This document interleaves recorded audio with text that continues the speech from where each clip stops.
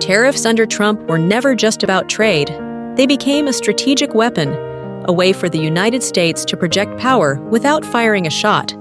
By invoking national security under Section 232 of the Trade Expansion Act, the administration redefined what it meant to protect America, not only defending borders, but also safeguarding supply chains, technology, and critical industries. Steel, aluminum, semiconductors, pharmaceuticals, all were recast as pillars of national security. Billions of dollars in tariffs poured into the U.S. Treasury, while foreign companies scrambled to build factories on American soil to avoid the penalties. For allies and rivals alike, the message was clear. Access to the American consumer market came with conditions. But now, that strategy faces its greatest test. A legal battle has reached the Supreme Court, challenging whether a president should wield such sweeping authority. If the court strikes down this power, the U.S. could be forced to refund nearly $90 billion in collected tariffs, lose leverage in global negotiations, and watch adversaries like China and Russia seize the advantage. If the court upholds it, tariffs remain America's fastest tool of economic statecraft, a blunt but effective instrument in the struggle to maintain superpower status. This is the story of how tariffs became America's most unconventional weapon, and why the outcome of this case could reshape the balance of power in the 21st century.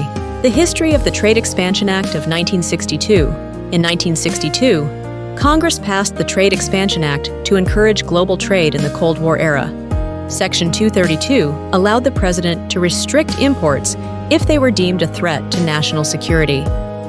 At that time, the U.S. was the undisputed industrial leader.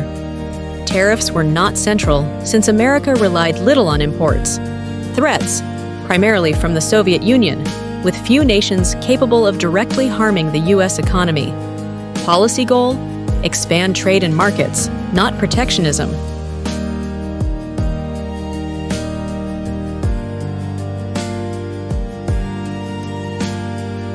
Two, today's situation, a world apart from 1962. Global supply chains.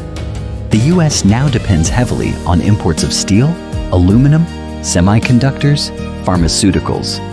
National security redefined. It includes economic resilience, technology, energy, and data. Multiple rivals. Not just one Soviet Union, but many nations that view the U.S. as a competitor or adversary. Tariffs as a weapon. They have become a primary instrument to protect domestic industries and reinforce America's global leverage. 3. Tariffs as Trump's strategic weapon, market leverage. America's vast consumer market forced exporting nations to comply. Domestic investment.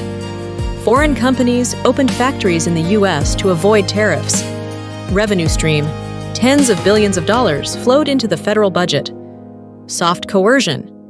Tariffs restrained rivals without military escalation. Matter 4. The risks. If Trump loses refunds, nearly $90 billion in collected tariffs may need to be returned. Lost investment incentives. Foreign firms would no longer feel compelled to manufacture in America. Weakened bargaining power. The U.S. would lose its fastest negotiating tool. Reduced credibility. A ruling against the president could weaken America's authority in trade talks. 5. Who benefits? If Trump loses. If the Supreme Court strikes down Trump's tariff powers, several actors stand to gain. China, relief from U.S. tariff pressure, greater freedom to expand exports, and strengthen its global supply chains. Iran, less economic isolation, as U.S. leverage through trade restrictions weakens. Russia, opportunity to deepen trade ties with partners without fear of sudden U.S. tariff escalation. Hamas and similar groups. Indirect benefit if U.S. influence in the Middle East is perceived as weakened, reducing America's economic leverage in the region.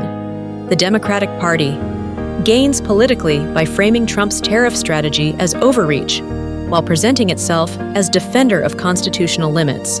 6. The case for Trump's victory. Trump's chances of prevailing rest on three pillars. Changed context since 1962.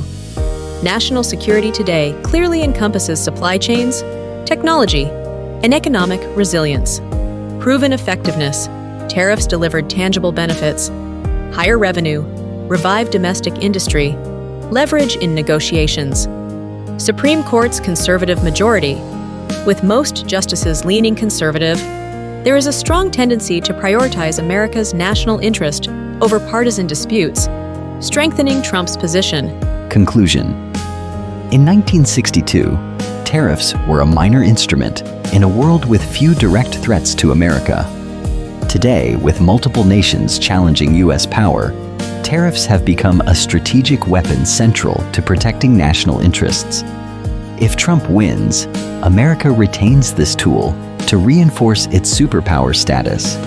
If he loses, rivals such as China, Iran, Russia, and groups hostile to U.S. influence will benefit, while Democrats gain politically, leaving Washington to search for slower, less direct alternatives to maintain leadership.